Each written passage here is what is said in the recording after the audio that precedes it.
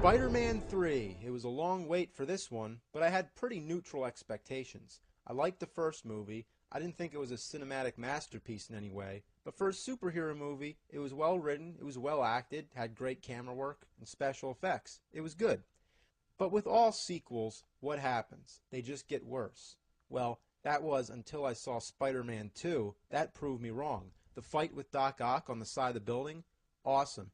It was everything that Spider-Man should be, and the story was a lot deeper, with Peter trying to figure out how to live his life with this superhero persona, much like in Superman 2. Remember that? So the first film laid the groundwork, the second movie just built on top of that and progressed the story further, and the third one, I can say, it met all expectations. It tied up the loose ends, it resolved everything, and it was a fun trilogy of films. The action scenes were amazing. The Sandman effects were really interesting. I actually don't think I've seen such a fascinating villain since the liquid metal T-1000 in Terminator 2.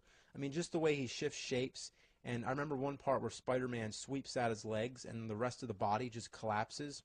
Again, was it a great movie? Well, it depends on which way you look at it. As a superhero movie, it was just fantastic. It was like a comic book on the big screen. And isn't that what it should be? The storyline felt like they had about 10 million ideas, and they decided to use every single one. Some might say that's a bad thing and it overcomplicated the movie, but I think it worked great and it only made it so much more entertaining. I don't remember it dragging much at all. There was something new going on in every scene. Maybe a little of the dialogue could have been cut down, but where it counts, everything was great. Some parts were a little silly, and if you saw the movie, you probably know exactly what I'm talking about, which shows that they were really having fun when they made this movie, and that fun should transcend onto the audience, and for me at least, I thought it was pretty funny. Well, I thought this movie seemed pretty short, although I've heard over and over everybody saying it's too long. I would have never thought such a thing. I figured it was definitely under 2 hours, but I was wrong. Whatever the case, all that matters to you is if the movie feels long or not, and to me, it didn't. Another complaint I hear is that there's too many villains. Well, all I have to say about that is, did you ever see Batman the movie? It's got the Joker, the Penguin, the Catwoman, and the Riddler. And was it cheesy? Yeah, but classic. Some might say it wasn't the fact that there were 3 villains, it's that they weren't developed enough. And I don't know what more development they could have possibly needed. So, okay, well, how about if they would have added a few extra scenes just to build up the villains? Would that help? No, it would only have more people complaining to cut down the bullshit. No big blockbuster movie is immune to this. People like to complain. And believe me, I know all about that. When I portray the angry video game nerd, I rip apart all kinds of games based on any flaws I can find, except I do it for the sake of entertainment.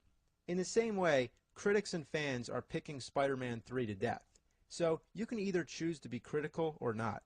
And what's the big deal with the American flag part? I didn't even think about it. It was just like one shot of Spider-Man jumping in front of the flag. How has that become a primary topic of discussion for everyone ripping this movie to shreds? Was it kind of cheesy? Yeah. Did those 2 seconds of Spider-Man in front of the flag distract from the rest of the film? No. Here's a question. Say we cut out all those little annoying parts in the movie. Every flaw that's ever been commented on. We handle the villains differently, the subplots get removed or changed, anything, you name it. What will happen then? Will everybody be pleased? No. People will still find more things to dwell on. And no matter what the outcome is, every movie like this will be treated with mixed reactions.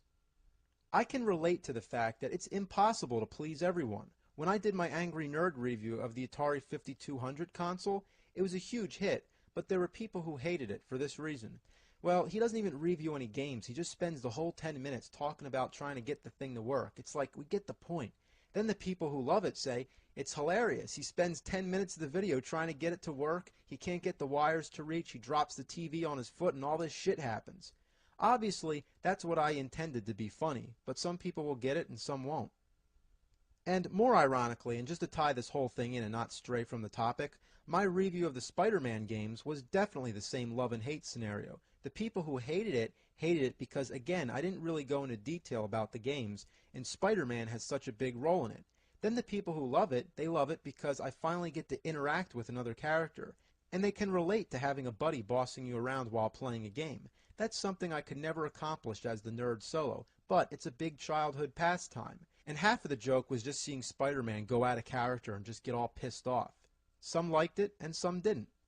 But anyway, that's all I have to say about Spider-Man 3. I just wanted to point out that everybody has different opinions, so there's no way I can guarantee that you'll like this movie, but I say check it out because I thoroughly enjoyed it and I think it was the most fun of the franchise.